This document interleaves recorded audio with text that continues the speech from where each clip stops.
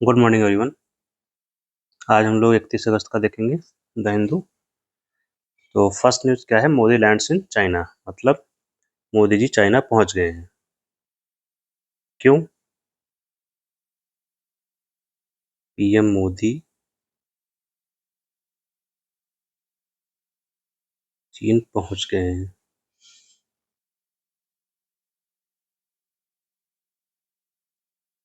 कारण वहां पर मीटिंग हो रही है एससीओ की, एससीओ की बैठक में भाग लेने के लिए। वहां एससीओ की बैठक में भाग लेंगे। ठीक है। एससीओ क्या है? कहाँ से पहुंचे हैं? जापान से पहुंचे। जापान तो बगल में ही है, अपने कंट्री का मैप याद होगा आप लोगों को। तो एससीओ क्या होता है ये हम जानते हैं। एससीओ इज शंघाई सहयोग संगठन।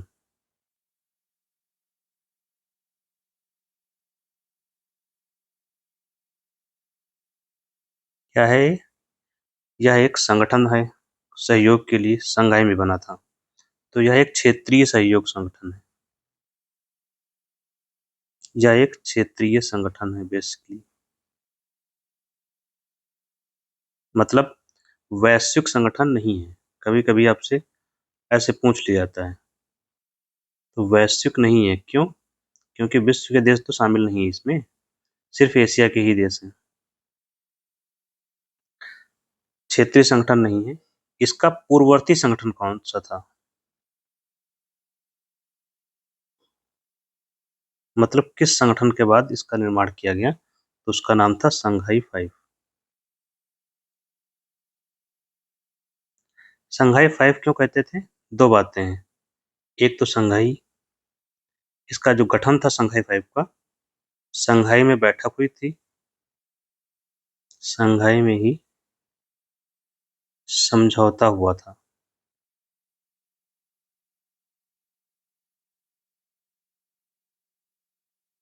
समझौता किसका था? सुरक्षा को लेकर, बॉर्डर को। और संघाई 5 क्यों है?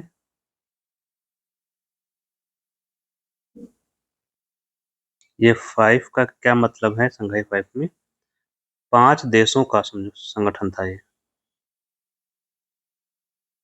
और ये 5 देश कौन से थे? चीन तो रहेगा ही। संघाई कहाँ है? चीन में है। तो चीन, चीन की सीमा लगती है रूस से। बॉर्डर इशू था। 2 कजाकिस्तान,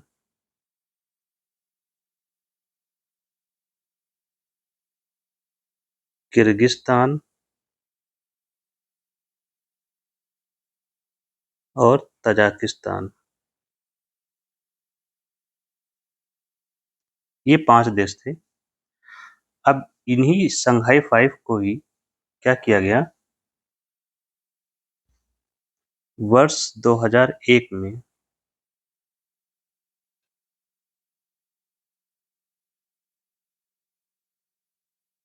वर्ष 2001 में उज्बेकिस्तान इसका सदस्य बना।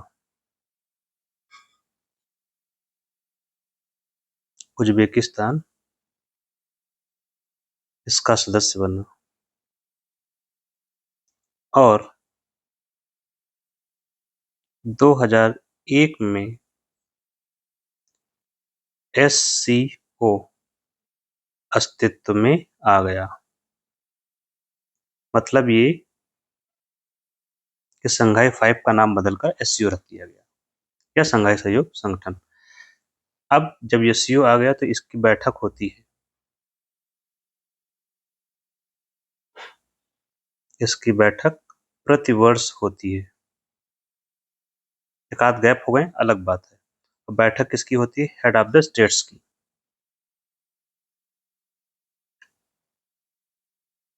हेड ऑफ द स्टेट्स की बैठक होती है। और यही सब सर्वोच्च डिसीजन मेकिंग बॉडी है। डिसीजन मेकिंग, निर्णय लेने वाली संस्था।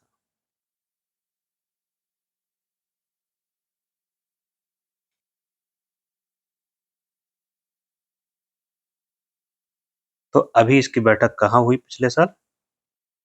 2024 में इसकी बैठक हुई रूस में, और इस वर्ष हो रही है 2025 में। कहाँ पर? चीन के तियानजिन में। इसी बैठक में भाग लेने के प्रधानमंत्री जी गए हैं। अभी एससीओ के बारे में जब बात कर रहे हैं, तो एससीओ के सदस्य इस समय हैं 10, जिसमें शंघाई 5 के सभी देश शामिल हैं, प्लस सारे नाम लिख ही देते हैं यहाँ पे वंस अगेन। 10 सदस्य जो हैं, तो पहले हो जाएगा आपका चीन,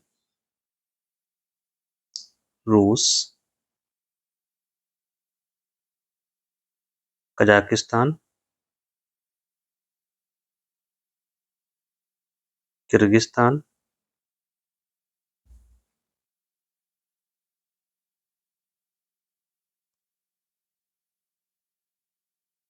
तजाकिस्तान और उज़्बेकिस्तान।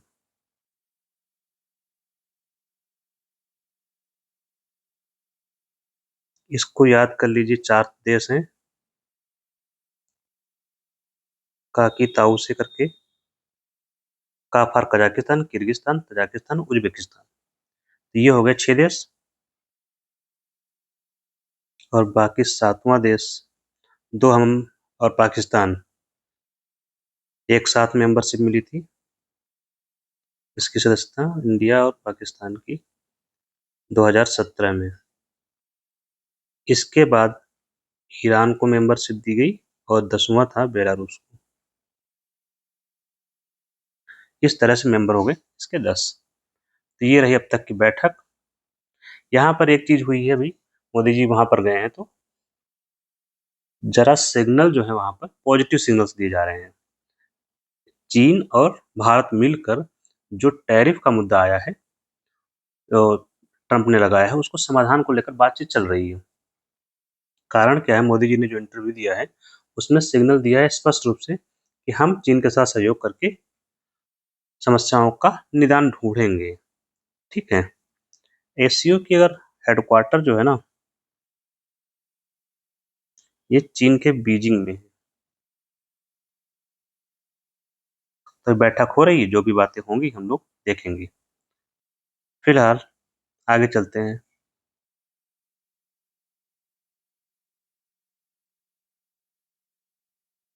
ट्रंप टैरिफ पर सुप्रीम कोर्ट का, वहां का जो कोर्ट है, फेडरल कोर्ट, ट्रंप ने जो टैरिफ लगाया है उसी पर वहां के फेडरल कोर्ट ने जजमेंट सुनाया है। क्या जजमेंट है? कि जो टैरिफ लगाए गए हैं, ट्रंप प्रशासन ने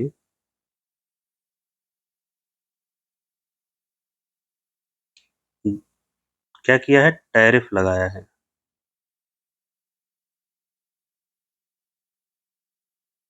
ठीक। और ये टैरिफ जो लगाया है वो लगाया है, कहा जा रहा है ग्लोबल टैरिफ है। टैरिफ ग्लोबल का मतलब यहाँ पर सिर्फ ये है कि विश्व के सभी देशों पर लगभग लगा दिया है। विश्व के सभी देश शामिल लगभग।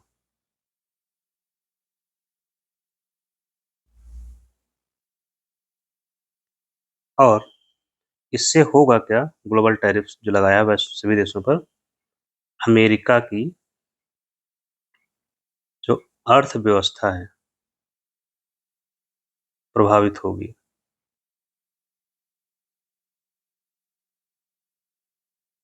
अब जो टैरिफ लगाया है, टैरिफ लगाने के लिए पावर कहाँ से मिलती है इनको? एक कानून के तहत इनको शक्ति मिली है, जो इमरजेंसी पावर है। और इस कानून में जो दी गई है इमरजेंसी पावर्स, इसी का इस्तेमाल करके टैरिफ लगाया गया है।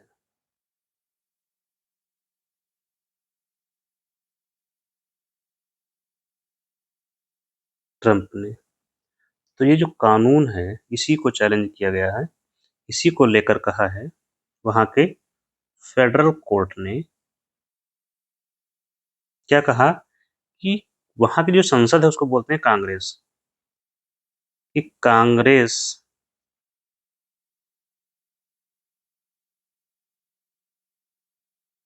का यह इंटेंशन या यह उद्देश्य नहीं रहा होगा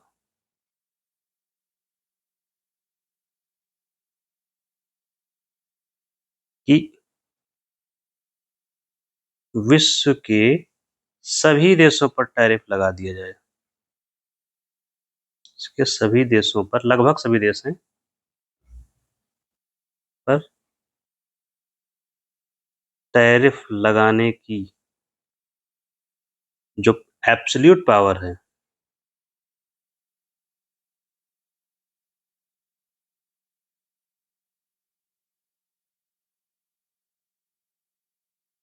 प्रेसिडेंट को दी।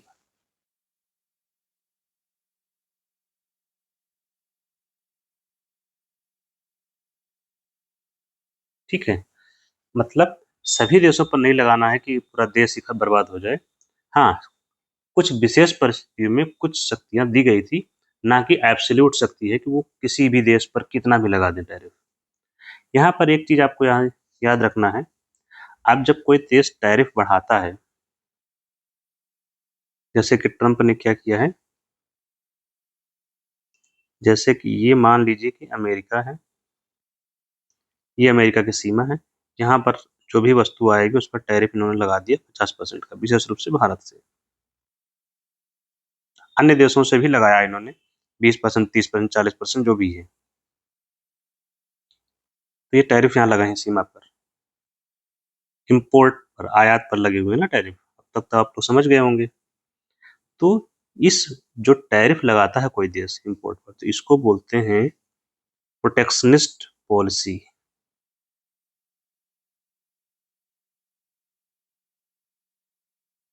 या प्रोटेक्शनिस्ट मेजर। हिंदी में क्या हो जाएगा, संरक्षणवादी।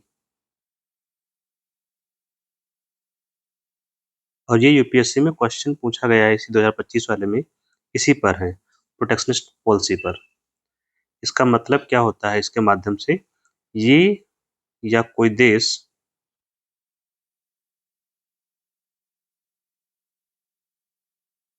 देश आयात पर शुल्क बढ़ाकर अपनी अर्थव्यवस्था को अर्थव्यवस्था पढ़िएगा इसको, अपनी अर्थव्यवस्था को सुरक्षित करने का प्रयास करता है।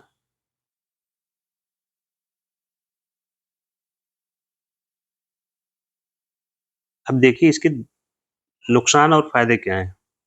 एक तो वो अपनी अर्थव्यवस्था को बचाने का प्रयास कर रहा है, यहाँ पर दिक्कत क्या है, अब देखिए जब इसने टैक्स लगा दिया तो क्या होगा, वस्तुओं का आदान प्रदान स्मूथली नहीं होगा। तो वस्तु का आदान प्रदान से मतलब यहाँ पर आयात और निर्यात से है।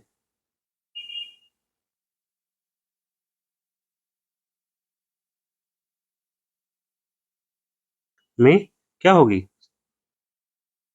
बाधा आएगी।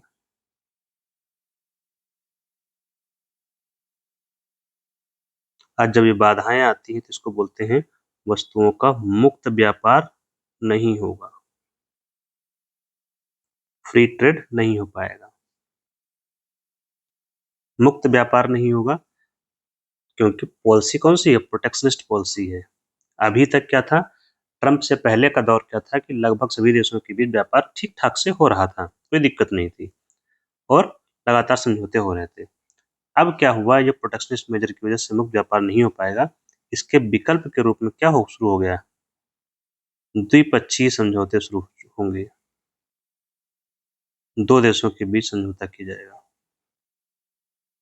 किसको लेकर के, व्यापार को लेकर के। तो ये क्वेश्चन आया हुआ है आपका यूपीएससी 2025 पेपर नंबर 3। नेक्स्ट चलते हैं स्पोर्ट्स में छोटी-छोटी न्यूज़ हम लोग देख लेते हैं कि अभी स्टेटस क्या चल रहा है।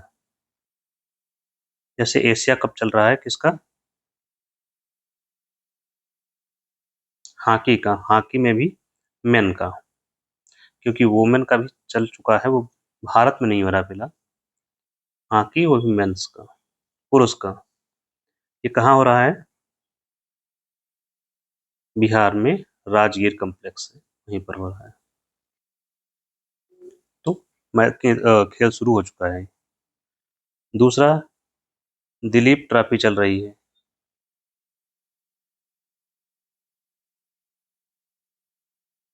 क्रिकेट की है इस समय।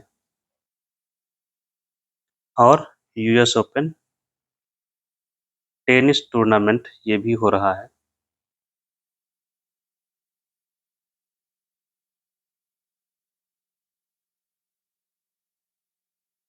US open tennis tournament America में ही होगा, यूएसए में हो रहा है। ठीक है। जैसे ये क्या है, ग्रैंड स्लैम का हिस्सा है।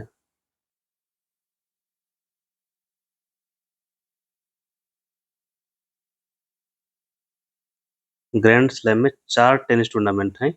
एक तो ऑस्ट्रेलिया ओपन है आपका, दूसरा फ्रेंच ओपन और तीसरा विंबलडन। विंबलडन वाला ब्रिटेन में होता है, फ्रेंच वाला तो जान ही गए हैं, और ऑस्ट्रेलिया वाला ऑस्ट्रेलिया में। यूएस ओपन जो होता है ये होता है हार्ड कोर्ट पर। कोर्ट क्या होता है, इसका जो खेल का मैदान होता है उसको बोलते हैं कोर्ट। तो इसकी जो नीचे की वो होती है फ्लोर, वो हार्ड होती है, और ये हार्ड कोर्ट में होता है। इसके अलावा ऑस्ट्रेलिया ओपन भी इसी में होता है, हार्ड कोर्ट पर।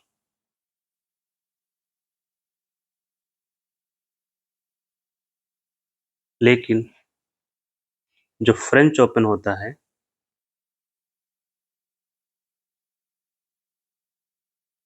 फ्रेंच टेनिस टूर्नामेंट, ये होता है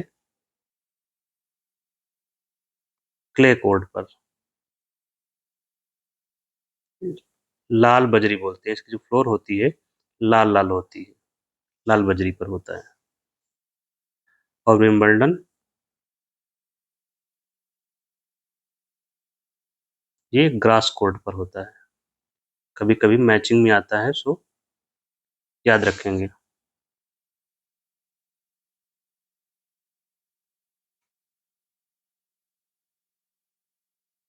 नेक्स्ट है, स्टारशिप को लेकर न्यूज में आई है,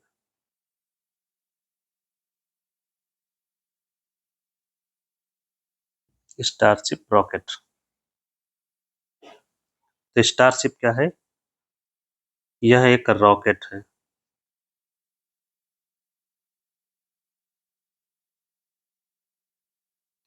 किसका? तो अमेरिका का, यूएसए की एक कंपनी है जिसने बनाया है, उसका नाम है स्पेस एक्स। स्पेस एक्स, इसके जो मालिक हैं उनका नाम है एलोन मस्क।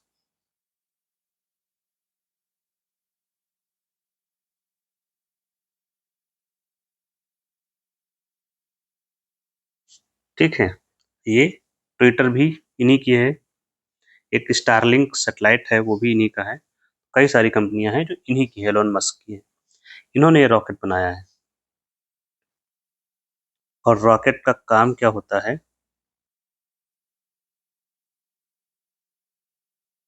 उपग्रहों को कक्षा में पहुंचाना, एक तो काम यही होता है। पृथ्वी की कक्षा में पहुंचना नहीं, पहुंचाना है। ठीक है। दूसरा काम क्या होता है, जो मैन्ड मिशन होते हैं, मानव को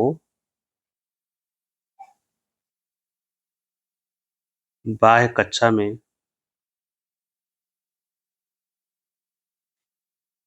जैसे कि इंटरनेशनल स्पेस स्टेशन या अन्य ग्रहों पर भेजना।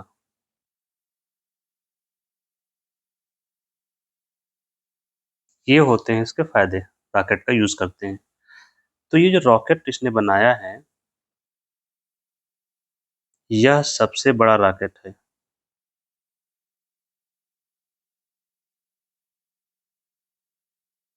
विश्व का सबसे बड़ा रॉकेट है। और ख़ास बात क्या है कि 10 बार ट्रायल किया गया है, तब जाके ये सफल हुआ है इसका। तो इसको वे लॉन्च किया, 10वीं बार में सफल रहा और री-एंट्री की इसने। ये क्या किया, री-एंट्री वही मेक्सिको की खाड़ी में, जो क्या है विश्व की सबसे बड़ी खाड़ी। वहीं पर री-एंट्री, इस मामला पूरा सफल रहा। अब जैसे यहाँ पर इनका जो उद्देश्य है वो यहीं पर है। ये तो ये लोग कर ही रहे हैं, आईएसएस पे भेज ही पा रहे हैं, उसमें कोई दिक्कत ही नहीं है इनको। ये चाह रहे हैं कि मंगल ग्रह पर बस्ती बसाएं। इसके लिए 2026 में लॉन्च करेंगे। 2026 में योजना है, अगले साल इनकी योजना है लॉन्च करने की, कोई व्यक्ति जाएगा। तो इसके लिए ये बहुत ज़रूरी है। और सबसे बड़ा रॉकेट से यहाँ तात्पर्य क्या होता है कि उसकी ले जाने की क्षमता कितनी है, मतलब कितना वज़न ले जा सकता है वो।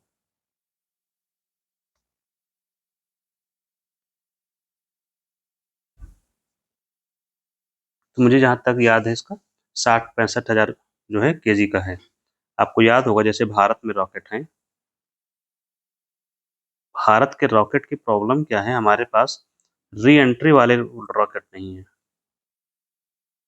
री एंट्री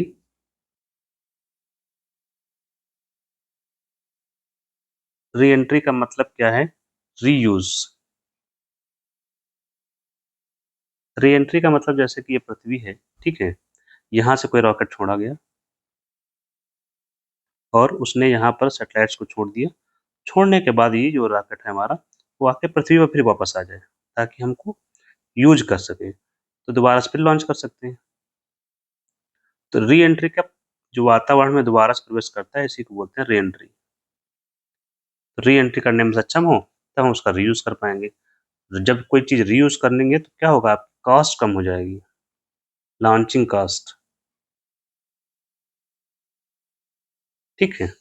ये फ़ायदा होता है जो कि एलन मस्क के पास से उनका रॉकेट जाता है, सैटेलाइट को लॉन्च करता है, वहाँ पर स्थापित कर देता है कक्षा में, फिर वापस आ जाता है पृथ्वी पर और ये लोग उसको उठा लेते हैं, मैक्सिको खाड़ी से या जहाँ पर भी कर रहे हैं। तो ये टेक्नोलॉजी हमारे पास नहीं है। तो री एंट्री वाली जो टेक्नोलॉजी है, यह तकनीकी भारत के पास नहीं है, ये चुनौती भारत के लिए है।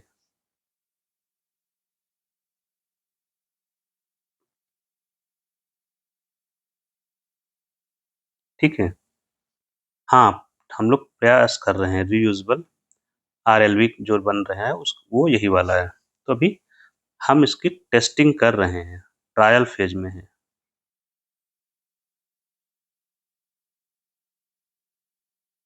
किसमें है? ट्रायल फेज़ में है। अभी याद होगा भारत जैसे इन्होंने बताया है वैसे ही अभी इसरो के चेयरमैन वी नारायणन जो हैं, उन्होंने कहा था कि 40 मंजिल ऊँचा रॉकेट हम बनाएँगे, जिसकी कैपेसिटी होगी 75,000 केजी की। तो हम भी बना रहे हैं एक बड़ा रॉकेट, ताकि हमें भी आगे सफलता मिले, क्योंकि बहुत सारे काम इससे होने वाले होते हैं। नेक्स्ट है केरला, पहला पूर्ण रूप से डिजिटल साक्षर राज्य।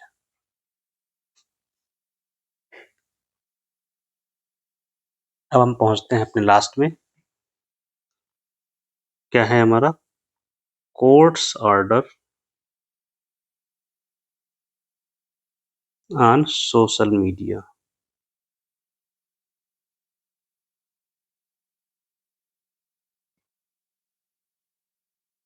ये सुप्रीम कोर्ट का आदेश है।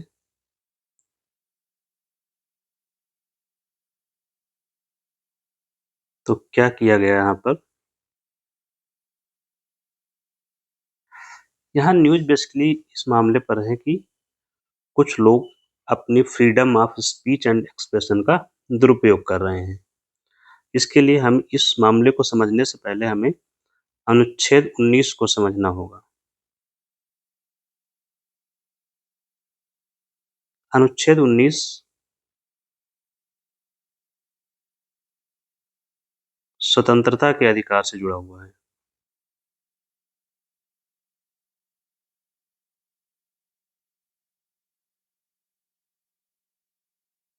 ठीक है, तो अनुच्छेद 19 फर्स्ट ए इसके सब सेक्शन हैं।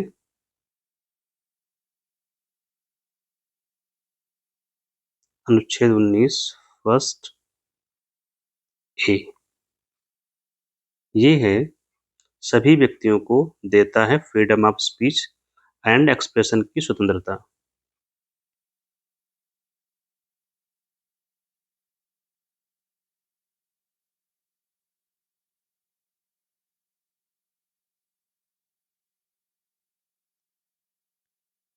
नाइनटीन फर्स्ट इसी से जुड़ा हुआ मामला है पूरा।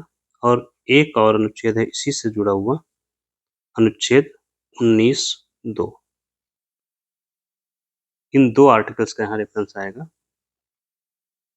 तो अभिव्यक्ति की स्वतंत्रता हिंदी में हो जाएगा,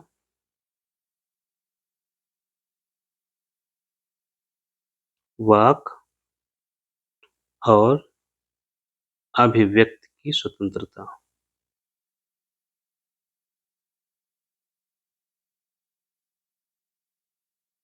इसका मतलब होता है बोलना, वाक मतलब बोलने की स्वतंत्रता। अभिव्यक्ति मतलब एक्सप्रेस कर सकते हैं, बोलने के अलावा भी तो हम लोग बहुत तरीके से कहते हैं। जैसे न्यूज़पेपर है, तो अपनी बात हम न्यूज़पेपर के माध्यम से लोगों तक पहुंचाई जाती है। अभिव्यक्ति जैसे मूवीज बनती हैं, आप देखते हैं, वो भी अभिव्यक्ति का माध्यम है। ठीक है, इसके अलावा हम कभी-कभी इशारों में कहते हैं, तो ये एक्सप्रेशन है कि हम क्या एक्सप्रेस करना चाह रहे हैं।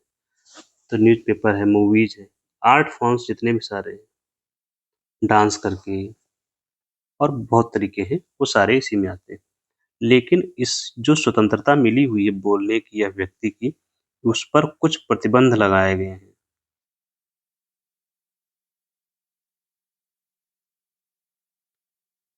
इसका मतलब ये हुआ कि freedom of speech and expression absolute right नहीं है।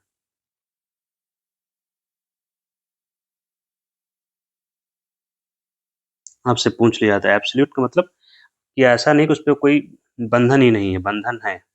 तो कौन से ग्राउंड है प्रतिबंधन लगाए जाते हैं, उसके आधार हैं।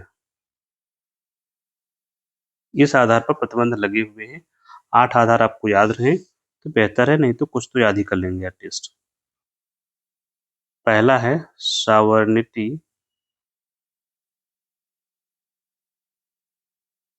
And integrity of India.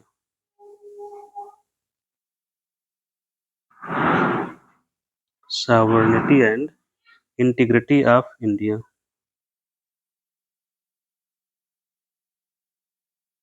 दूसरा है सिक्योरिटी ऑफ स्टेट, राज्य की सुरक्षा। ये हो जाएगा संप्रभुता और एकता भारत की। तीसरा हो जाएगा friendly relation with foreign state.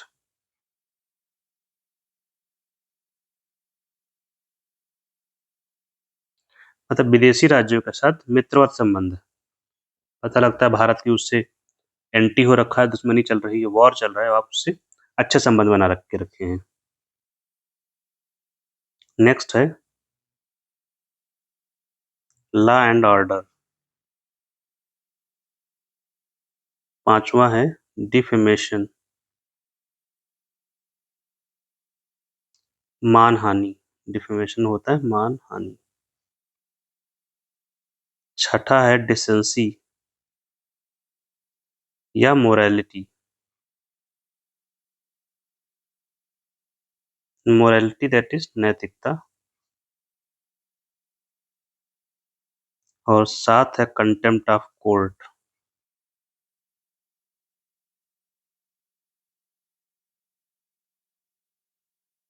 और 8 है incitement of an offence.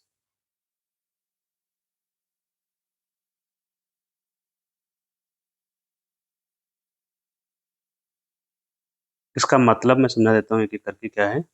Security of state, राज्यों की सुरक्षा, यहाँ तक देख चुके हैं। लॉ एंड ऑर्डर का मतलब है आप कुछ ऐसा नहीं बोलेंगे जिससे लॉ एंड ऑर्डर भंग हो, मतलब कहीं दंगा हो जाए किसी वजह से, तो पुलिस समस्या नहीं होनी चाहिए आम लोगों को। ये है लॉ एंड ऑर्डर का मामला। डिफेमेशन, आप पता लगता है कुछ ऐसा नहीं बोलेंगे जिससे किसी की मान-हानि हो, मतलब किसी के सम्मान को ठेस लगे।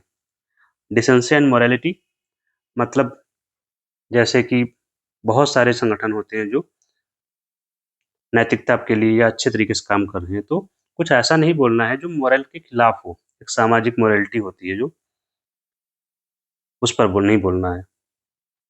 कंटेम्प्ट ऑफ कोर्ट, कोर्ट की आलोचना जो करते हैं लोग, विशेष रूप से कोर्ट के आदेश की आलोचना तो परमिटेड है। कोर्ट के आदेश को ना मानना, उसका उल्लंघन करना, उसकी जो मर्यादा है, उसकी जो डिग्निटी है, उसको कोई कम करता हो, तो वो आता है कंटेम्प्ट ऑफ कोर्ट में। और इंसाइटमेंट ऑफ एन ऑफेंस, मतलब किसी अपराध को बढ़ावा देना, ऐसा कुछ नहीं बोलना है। तो ये नहीं करना है, बोलते समय ये नहीं करना है। तो ये आपने समझ लिया क्या है। अब हम आते हैं आर्टिकल पे। तो जो आर्टिकल आया है हमारा टेक्स्ट एंड कंटेक्स्ट पे, उस पे क्या रेफरेंस चक्कर है उसमें। सुप्रीम कोर्ट ने दिशा निर्देश दिए हैं केंद्र सरकार को, और केंद्र सरकार को इस समय कौन लीड कर रहा है? मोदी जी। क्यों, किस मामले पर दिए हैं? तो मामला क्या था,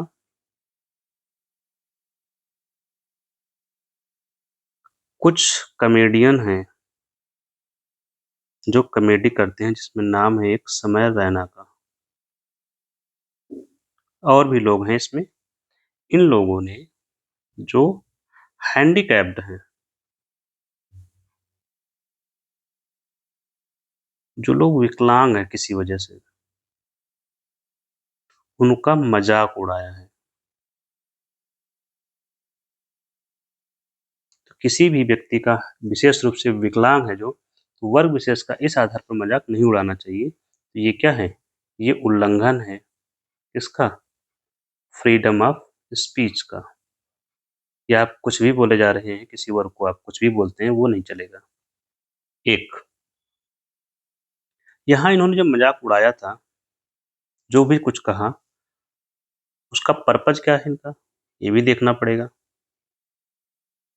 इनका पर्पज है पैसा कमाना, मतलब कमर्शियल पर्पज से बोला इन्होंने।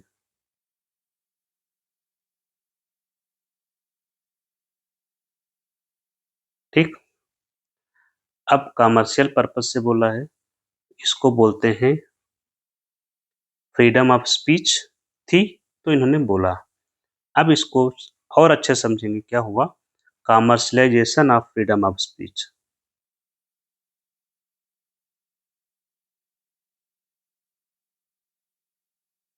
Commercialisation of freedom of speech, मतलब आपने जो आपको फ्रीडम मिली है बोलने की, उसका प्रयोग कर रहे हैं व्यापार करने के लिए।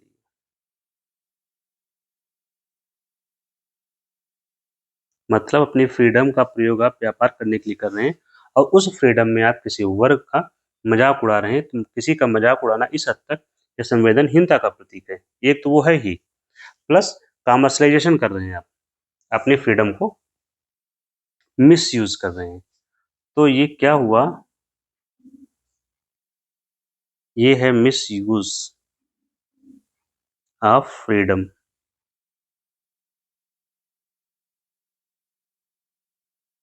बोलने की जो स्वतंत्रता मिली है उसका क्या कर रहे हैं, मिसयूज कर रहे हैं।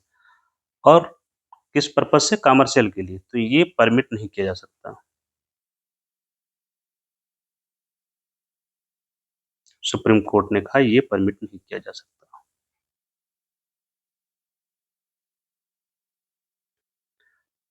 और ये जो कन्वर्सेशन किया गया वो कहाँ पर किया गया ये जरूरी है। Which platform.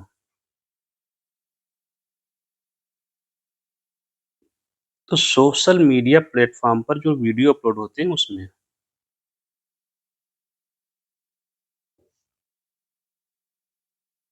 इसीलिए सुप्रीम कोर्ट ने निर्देश दिया है कि सोशल मीडिया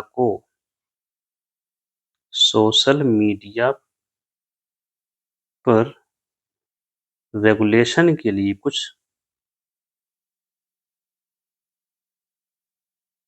कानून बनाइए, के लिए नियम बनाए,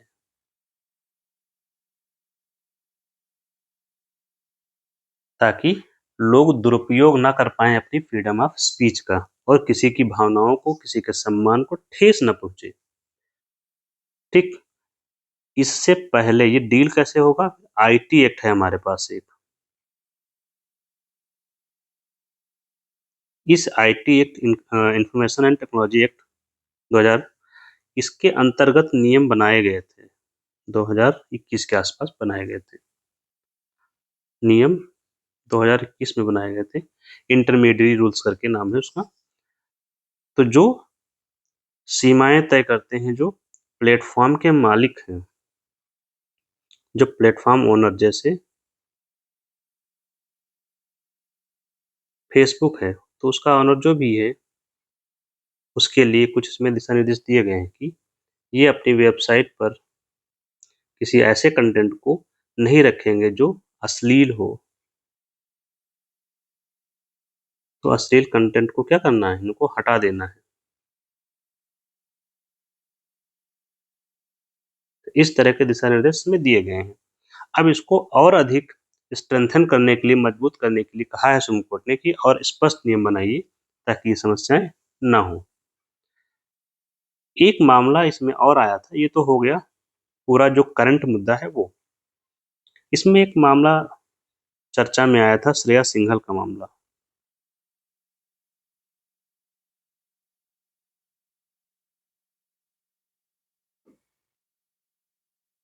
इसी से जुड़ा हुआ है। क्या था ये श्रेया सिंघल का केस।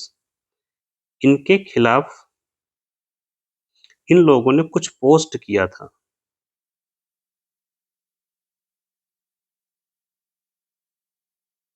कहाँ पर, एफबी पर, फेसबुक पर। और उसके तहत इसमें शायद इन्होंने जो महाराष्ट्र के ठाकरे साहब थे उनके बारे में कुछ पोस्ट किया था, और इसके तुरंत बाद इनको गिरफ्तार कर लिया गया। गिरफ्तार किया गया कैसे, आईटी एक्ट की एक धारा थी 66A। इस आईटी एक्ट 2000, तो इसके तहत गिरफ्तार किया गया, जिसमें प्रावधान क्या था कि किसी की इंसल्ट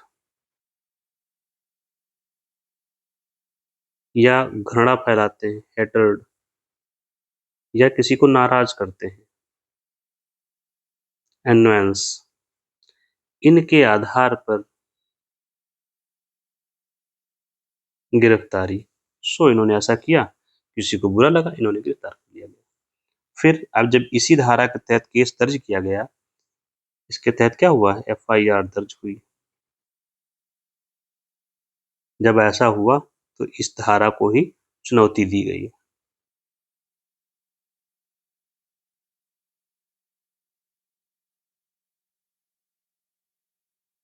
तो इसमें साफ साफ कहा गया, सुप्रीम कोर्ट ने क्या किया, इस धारा को, सेक्शन को, सेक्शन 66A को स्ट्रक डाउन कर दिया। स्ट्रक डाउन मतलब असंवैधानिक घोषित कर दिया।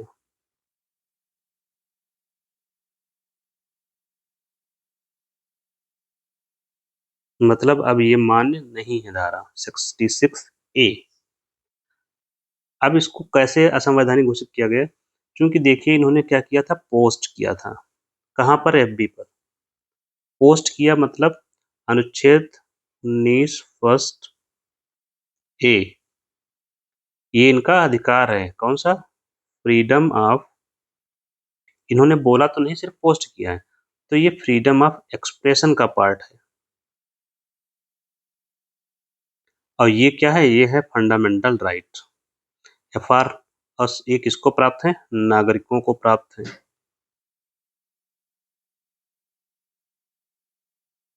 फंडामेंटल राइट मतलब मूल अधिकार। और ये मूल अधिकार कोई छीन नहीं सकता, राज्य भी नहीं। राज्य का मतलब पुलिस भी नहीं। ठीक है, लेकिन जैसे ही इन्होंने बोला तो गिरफ्तारी हो गई। बोला मतलब पोस्ट किया, गिरफ्तारी का मतलब इनका फंडामेंटल राइट गया। और छीना गया तो आपको अनुच्छेद 32 के तहत पावर क्या है, हम लोगों को मिली हुई है, नागरिकों को, कि संवैधानिक उपचारों का अधिकार। तुरंत कोर्ट जाइए और अपने अधिकारों की रक्षा के लिए उसको बोलिए, और वो आपके अधिकारों की रक्षा करेगा। तो ये आपको मैंने लिंकेज बताया कैसे यहाँ तक मामला पहुंचा। लेकिन यहाँ पर हमने पढ़ा, छीन नहीं सकता है, लेकिन कुछ प्रतिबंध लगाए गए हैं। कौन से अनुच्छेद के तहत? 19(2) के तहत लगाए गए। तो जो 8 ग्राउंड है उनको छोड़कर आप कुछ भी बोलिए, किसी को कोई दिक्कत नहीं, जितना चाहे उतना बोलिए। तो यहाँ पर जो ये ग्राउंड दिए गए थे, ये बोला सुप्रीम कोर्ट ने कहा कि ये ठीक ग्राउंड नहीं है। ने कहा कि ये संविधान के अनुरूप नहीं है, और जो चीज संविधान के अनुरूप नहीं होती है, संविधान के अनुसार नहीं है, वो असंवैधानिक घोषित कर दी जाती है। क्योंकि संविधान में पहले ही 8 ग्राउंड दिए हुए हैं जिनके आधार पर रोक लगाई गई है, और उन ग्राउंड में से किसी भी ग्राउंड में सेट नहीं होता है। किसी भी ग्राउंड में या किसी में भी सेट नहीं है, इसलिए ने सुप्रीम कोर्ट ने क्या कर दिया, स्ट्रक डाउन कर दिया। एक और इसमें कंसेप्ट जुड़ा हुआ है, जैसे कमर्शलाइजेशन का कंसेप्ट है। तो सुप्रीम कोर्ट ने कई बार अपनी जजमेंट में कहा है कि जो फ्रीडम ऑफ स्पीच है या एक्सप्रेशन है, वो अगर कमर्शलाइज करते हैं तो उस पर युक्त युक्त प्रतिबंधन लगाए जाएंगे। यहाँ पर हमने जो ग्राउंड लिखे प्रतिबंध, कभी कभी आपको लिखा मिलेगा युक्ति युक्त, मतलब होता है रेशनल, तार्किक प्रतिबंध लगा सकते हैं रेशनैलिटी के साथ में। तो इसी के साथ हम लोग खत्म करते हैं। Thank you.